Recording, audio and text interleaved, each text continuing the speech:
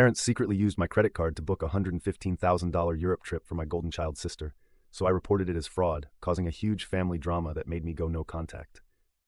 I never thought I'd be writing a post like this, but here I am, still in shock and disbelief over what my parents have done. I'm Alex, 28M, and I have a younger sister, Emma, 22F, who just graduated from college. Our parents have always been, let's say, interesting in their approach to parenting, but this latest stunt has left me angry.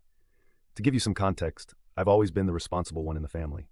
I worked hard through school, got scholarships, and landed a good job in finance right out of college. I've been financially independent since I was 22, and I'm proud of what I've accomplished. Emma, on the other hand, has always been the baby of the family. Don't get me wrong, I love my sister, but she's definitely been coddled by our parents. Growing up, it was always clear that Emma was the favorite. She got the newest clothes, the latest gadgets, and was never expected to get a part-time job or contribute to household chores. I tried not to let it bother me too much, focusing instead on my own goals and future, but sometimes the favoritism was hard to ignore. I remember one particular incident when I was 16 and Emma was 10. I had been saving up for months to buy a new gaming console. The day I finally had enough money, I excitedly told my parents I was going to the store to buy it. To my shock, they said, "Oh, we already bought one for Emma last week, you can share hers." I was devastated, but I swallowed my disappointment and tried to be happy for my sister anyway. Fast forward to the present. Emma just graduated with a degree in communications. I'm genuinely proud of her. She worked hard and deserves to celebrate her achievement. I even sent her a nice graduation gift, a new laptop she had been eyeing. Last week, I got a call from my mom. She was bubbling with excitement, telling me how they had planned the perfect graduation gift for Emma, a month-long tour of Europe. I was happy for Emma, thinking it was a generous gift from our parents. But then came the bombshell. "We used your credit card to book it all," my mom said casually, as if it was the most normal thing in the world. "We'll pay you back, of course, but we needed the points from your card to upgrade some of the flights and hotels." I was speechless. I couldn't believe what I was hearing. When I finally found my voice, I asked how much they had spent. The answer made me feel like I'd been punched in the gut. $155,000. $155,000 on my credit card without my knowledge or consent. "Mom," I said, trying to keep my voice steady, "you can't just use my credit card without asking me. That's illegal, and $155,000 is a lot of money." She brushed off my concerns. "Oh, don't be so dramatic, Alex. It's for your sister's graduation. We're family, and family helps each other out. Besides, we're good for it. We'll pay you back eventually." Eventually? What did that even mean? And since when was $155,000 something to be casual about? I tried to explain to my mom why this was such a big deal. The impact on my credit score, the fact that I might need the credit limit for emergencies, the sheer violation of trust, but she wasn't hearing it. "You've always been so selfish," she said, her tone turning cold. "Can't you just be happy for your sister? This is her big moment, and you're trying to ruin it with your penny-pinching ways." I couldn't believe what I was hearing. I was being called selfish for being upset about an unauthorized $155,000 charge on my credit card. I ended the call feeling a mix of anger, hurt, and disbelief. Over the next few days, I tried to talk to my dad, hoping he might be more reasonable, but he echoed my mom's sentiments, telling me I was overreacting and that I should be more supportive of my sister. Emma, for her part, seemed oblivious to the whole situation. When I tried to talk to her about it, she just gushed about how excited she was for the trip and thanked me for contributing to her graduation gift. I felt like I was going crazy. Was I really the unreasonable one here? I decided to call the credit card company to dispute the charges, but to my horror, I discovered that my parents had used my card details that they had in case of emergencies to book everything online. The credit card company said that since I had given them my details, it wasn't considered fraud. Now I'm stuck with a $155,000 bill, a maxed-out credit card, and a family who thinks I'm being selfish for not wanting to fund my sister's extravagant vacation. I'm hurt, angry, and feeling betrayed by the people who are supposed to love and support me. I don't know what to do. Part of me wants to cancel the whole trip, but I know that would cause a huge family rift. Another part of me wants to just pay it off to avoid the drama, but $155,000 is a lot of money, and the principle of the thing really bothers me. Plus, I'm worried that if I let this slide, it'll set a precedent for future financial abuse. Am I overreacting?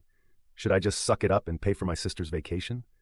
Or should I stand my ground, even if it means potentially damaging my relationship with my family? I feel lost and could really use some advice. Update 1. Thank you all for your supportive comments and advice. I was honestly shocked by the overwhelming response to my post. Reading through your comments made me realize that I wasn't crazy for feeling violated and angry about this situation. Taking your advice, I decided to take action. First, I called my credit card company again and escalated the issue. I explained the situation in detail, emphasizing that while my parents had my card details for emergencies, I had never authorized this specific use. After some back and forth, they agreed to investigate the charges as potential fraud. Next, I sent a group text to my parents and Emma asking for a family Zoom call to discuss the situation. I I wanted to give them a chance to make this right before taking more drastic measures.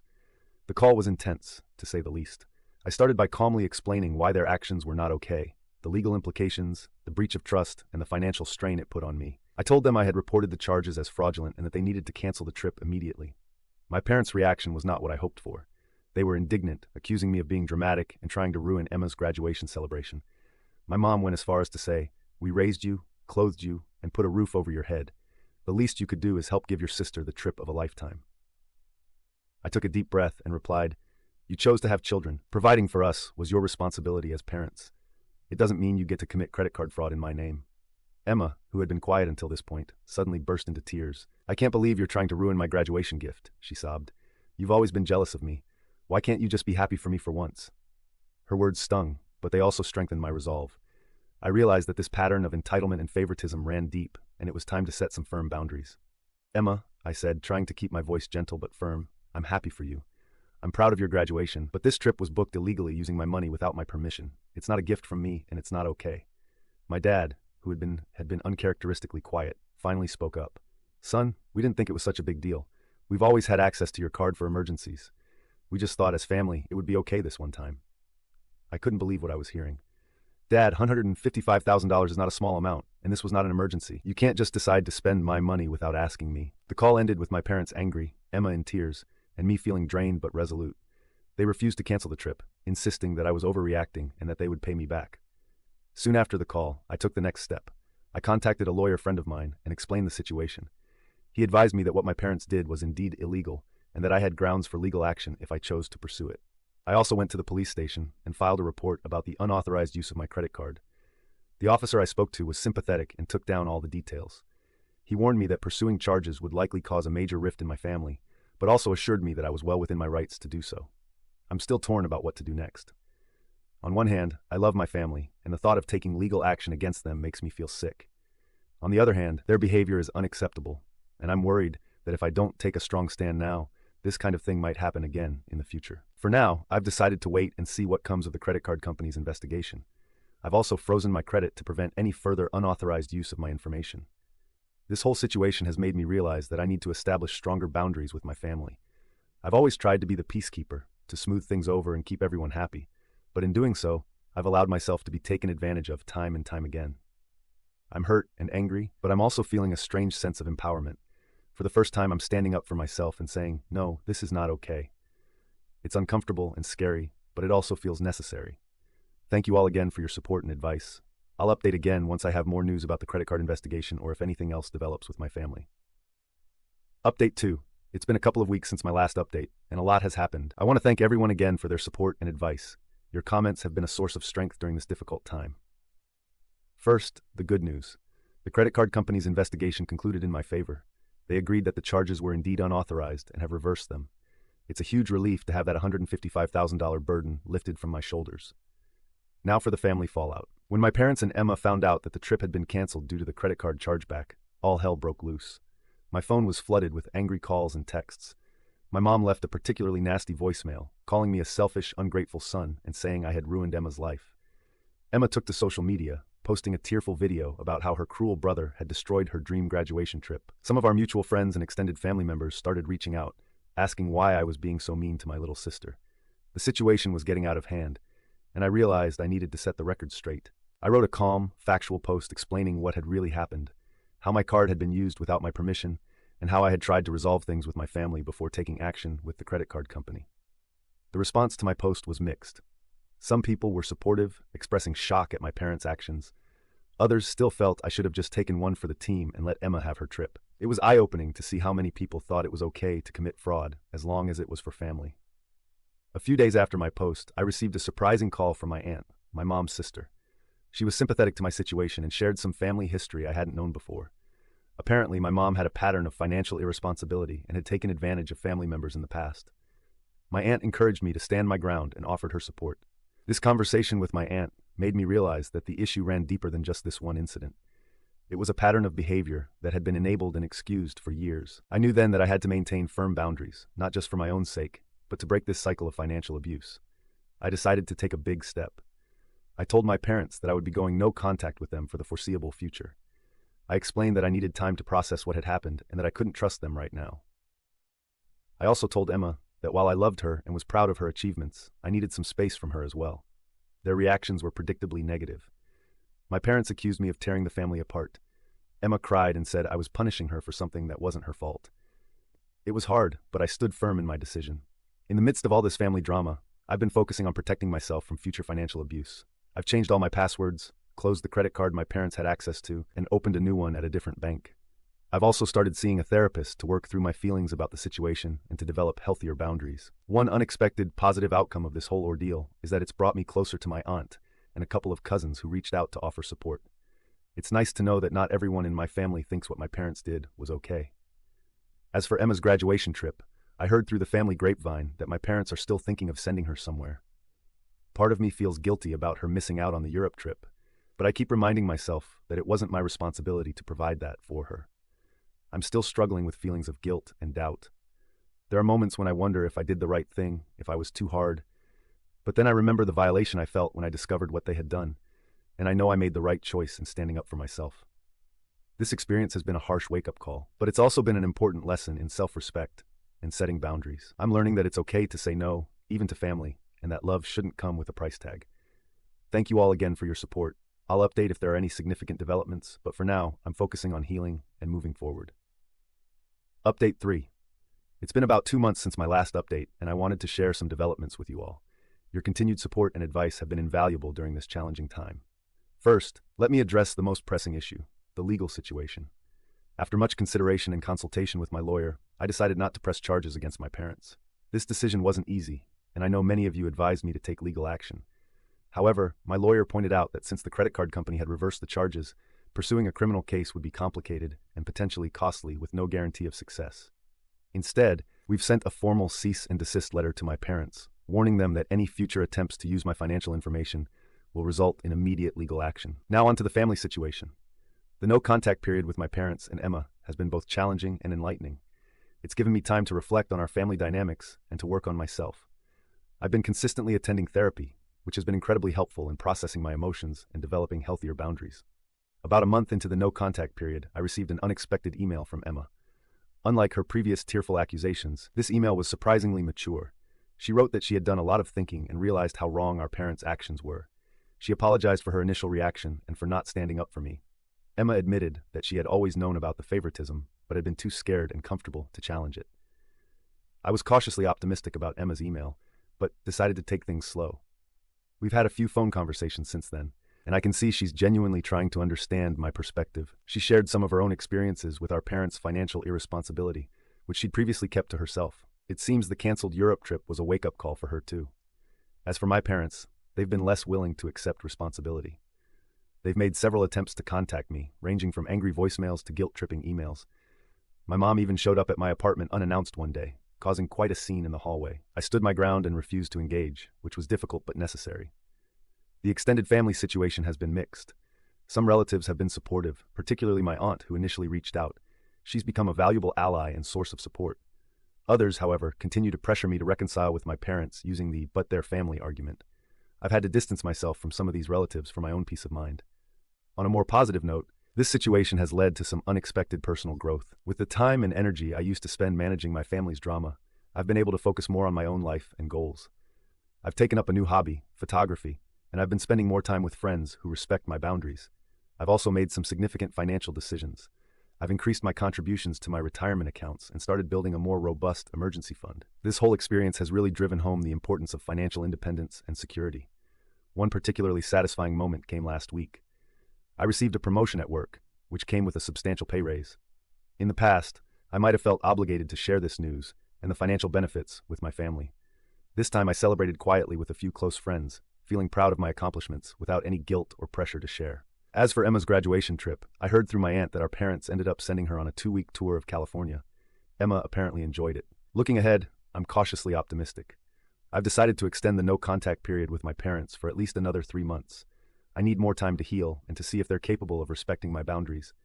With Emma, I'm open to slowly rebuilding our relationship, but I'm proceeding with caution and maintaining clear boundaries. This experience has taught me a lot about setting limits, standing up for myself, and the true meaning of family. I've realized that family isn't just about blood relations. but about mutual respect, support, and love. The friends and relatives who have stood by me through this ordeal have shown me what real family looks like. I've also learned a valuable lesson about financial independence. I've always been good with money, but this situation has pushed me to be even more vigilant. I've set up additional security measures on all my accounts and have become more assertive in protecting my financial information, even from family members. There have been moments of doubt and sadness, especially during family events that I've missed due to the no-contact policy. Mother's Day was particularly difficult, but I remind myself that this separation is necessary for my mental health and personal growth. One unexpected outcome of this situation is that I've become something of a resource for friends dealing with their own family financial issues. Several people have reached out to me for advice on setting boundaries and dealing with financially irresponsible family members. It feels good to be able to help others navigate similar situations. As for my parents' financial situation, I've heard through my aunt that they're struggling. Apparently, they had been counting on using my credit for more than just Emma's trip. This has led to some arguments between them, with my dad blaming my mom for pushing too far with the credit card fraud. Part of me feels guilty knowing they're having financial difficulties, but I remind myself that their poor financial decisions are not my responsibility to fix. Emma has shared some insights into our parents' reaction to all of this. She says they still don't fully understand why I reacted so strongly. They see their actions as a normal part of being a family and can't comprehend why I'm making such a big deal out of it. This lack of understanding is frustrating, but it also reinforces that I made the right decision in distancing myself. I've been doing a lot of reflection on my childhood and early adulthood, recognizing patterns of financial and emotional manipulation that I had normalized. It's been a painful process, but also a liberating one. I'm learning to validate my own feelings and experiences without seeking approval from my parents. In terms of my personal life, I've started dating again. I had been hesitant to get involved with anyone while dealing with all this family drama, but I recently met someone who's been incredibly understanding about my situation. It's early days, but it feels good to be building a connection with someone who respects my boundaries and values. I'm also considering making some big life changes. I've always wanted to pursue a master's degree, but I put it off partly due to concerns about how it would impact my ability to help my family financially. Now, I'm seriously looking into programs and considering taking the plunge. It feels empowering to be making decisions based solely on what's best for me and my future. As I write this update, I'm struck by how much has changed in just a few months. The initial shock and anger have faded, replaced by a sense of calm determination. I'm no longer just reacting to my family's actions. I'm proactively shaping the life I want for myself. To those of you who might be dealing with similar family issues, I want to say it gets better. Setting boundaries is hard, and there may be backlash, but stay strong. You have the right to protect yourself, your finances, and your mental health. Thank you all again for your support throughout this journey. Your advice and encouragement have been a lifeline. I'm not sure what the future holds for my relationship with my parents and sister, but I know that whatever happens, I'll be okay. I'm stronger now, more sure of myself, and ready to face whatever comes next. I'll update again if there are any significant developments, but for now, I'm focused on moving forward and building the life I want, surrounded by people who respect and support me. Here's to new beginnings and hard-earned wisdom. Update 4. It's been 6 months since my last update, and I felt it was time to share the latest developments with all of you who have been so supportive throughout this journey. First, the biggest news. I've been accepted into a master's program in a city about 3 hours away from where I currently live. It's a 2-year program in financial technology, which aligns perfectly with my career goals. I start this fall, and I'm equal parts excited and nervous about this new chapter in my life. The decision to pursue this degree was not easy. It means leaving my job, moving to a new city, and taking on some student loans. But it also means investing in myself and my future in a way I've always wanted to. I realized that I had been holding myself back, always considering how my decisions would impact my family. Now I'm making choices based on what's best for me, and it feels incredibly liberating. As for my family situation, things have evolved in ways I didn't expect. The no-contact period with my parents officially ended 2 months ago. I agreed to a family therapy session mediated by a professional therapist. It was intense. My parents came in defensive, still insisting that they had done nothing wrong. But as the session progressed, some surprising truths came to light. It turns out my dad had lost a significant amount of money in a bad investment, which he had hidden from everyone, including my mom. They had been secretly struggling financially for months and saw my credit card as a way to maintain appearances. This revelation led to a lot of tears and recriminations. My mom felt betrayed by my dad's secrecy. My dad felt ashamed of his poor financial decisions, and both of them finally seemed to understand the gravity of what they had done to me. While this explanation doesn't excuse their actions, it did help me understand the desperation that led to their poor choices.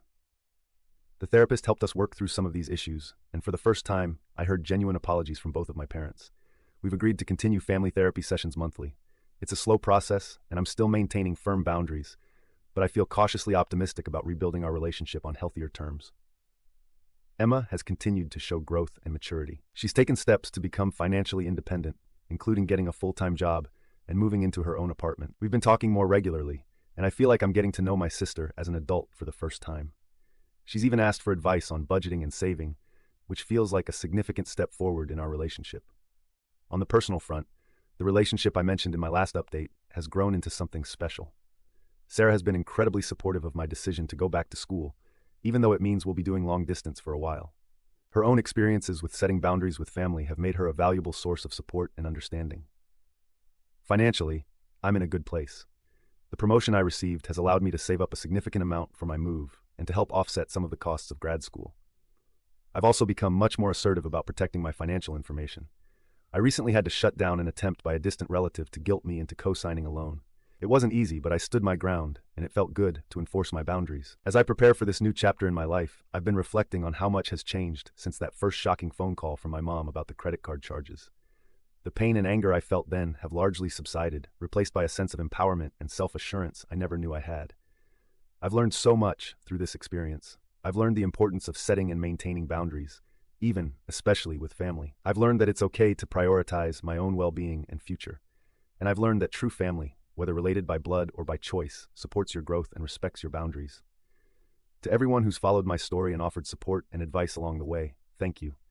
Your words have been a source of strength and clarity during some very difficult times. To those who might be going through similar family struggles, know that it's possible to come out the other side stronger and wiser. As I pack up my apartment and prepare for this new adventure, I feel a sense of excitement and possibility that I haven't felt in years. I'm proud of how far I've come, and I'm looking forward to what the future holds. I may not update again for a while, as I'll be busy with my move and starting school, but I'll always be grateful for the support I've received here. Here's to new beginnings, hard-earned wisdom, and the courage to create the life we want for ourselves.